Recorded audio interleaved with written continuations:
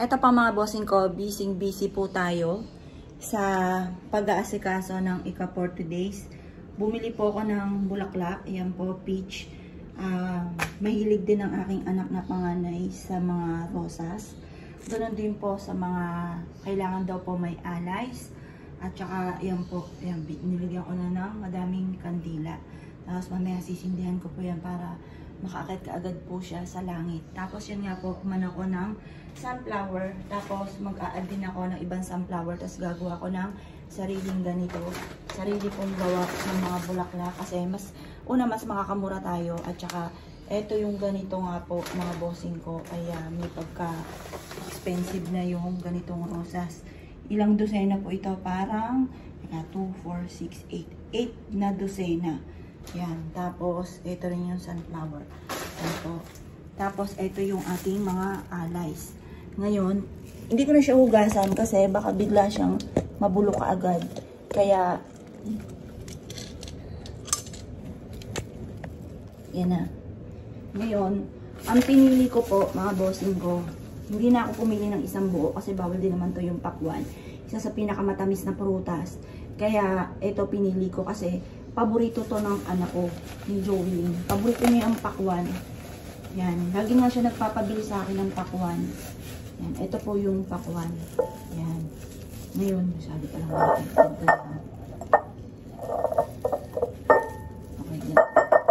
Tapos, yan. Ganyan na lang. Kasi maliit pala ito lagayan ko. Sama ko na rin ng peras. Yan.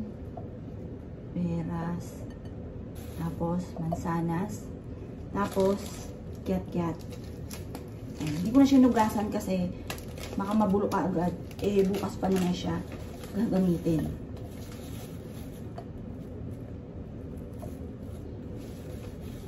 Yan, tapos kiat-kiat. Saktong-sakto may mga bata na nag-doorbell sa amin. Tapos, nag-aalok ng kiat-kiat. Binili ko na. Sabi ko, sige, bibilin ko na yan.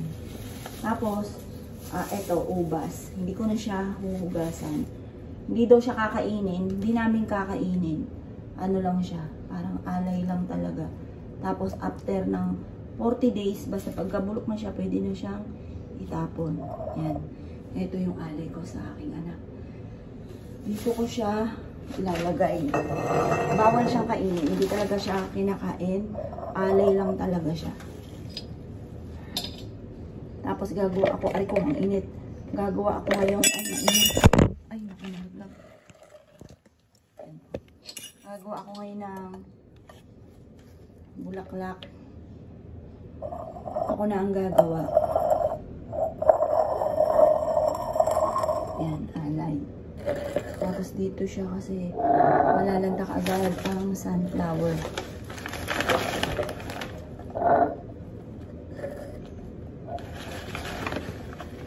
Yan, tapos sama ko pa tong konting kiat-kiat.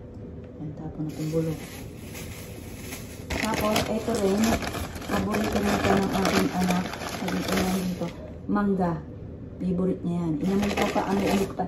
Kailangan mabango para matamis. Yan, para pag kinain ng aking anak, dyan muna, pansamantala, kukuha ko ng isa pang malaking lagayan.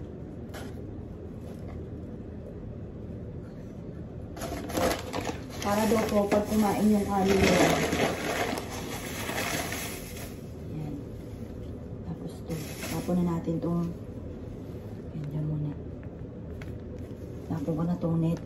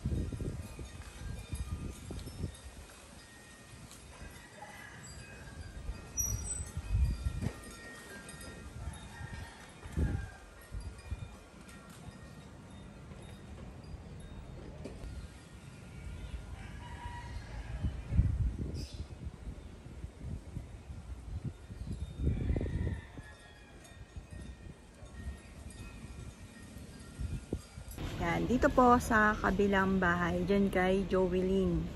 Yan, yan yung nilagay namin dyan. Tapos, yan po siya. Tapos, eto naman dito sa amin din. Ayan po. Yan, kaya lang kulang siya ng isa pang deer doon. Doon po mga bossing. Yan. Isa pa, kulang pa ng isa. Para mas maganda. Tapos, yan. Ayan po mga bossing. Lagi naman Christmas sa amin kasi hindi namin tinatanggal ang parol. Yan. Tapos ngayon, wala na rin tanggalan po yan. Kapag kami nagkabit ng ganyan, wala nang tanggalan. Kasi nagkakatamara na magkabit kapag po tinanggal. Yan. Tapos, tatanggalin na lang yan pag ayaw na umilaw. Oo, pag ayaw na umilaw. Kagaya po nung Christmas tree na kinabit nila Jovelyn. Wala na po yung tanggalan. Lifetime na po yun. Laging Christmas doon kala Jovelyn.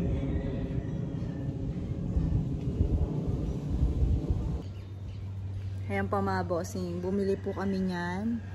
Kasi yung anak kong bunso, kada nakakita siya ng ganyan, nagtatanong niya sa akin, bakit mami tayo walang ganyan? Ang ganda naman. Tapos yan, bumili rin po kami yan, si Santa. Yan, bababa tayo para makita yung talagang ganda po niya. Ayan. Tapos, eto. Syempre, ito yung pinakamaganda din. Ayan. Yan, bababa po ako. Kulang pa pala siya ng isa. Yan yung isa. Kulang siya ng isa pa. O, diba? Kasi, tatlo siya dito. Tapos, may isa pa siyang bakanting isa dito. Yan. Yan, may isa pa siyang bakante dito. Nalalagyan po namin siya. Tapos, sa pinakababang yun, pwede pa siyang sabitan ng parol. Kaya hindi pa siya tapos. Ayan, yan lang kami nagganto mga bossing. Kaya tataka kasi yung anak kong bunso. Parang gusto po niya ng may disenyo. Ayan. Sabi niya, sayang wala si ate. Na-miss po ko agad si ate. Yan, bababa lang po ako para makita natin yung ganda.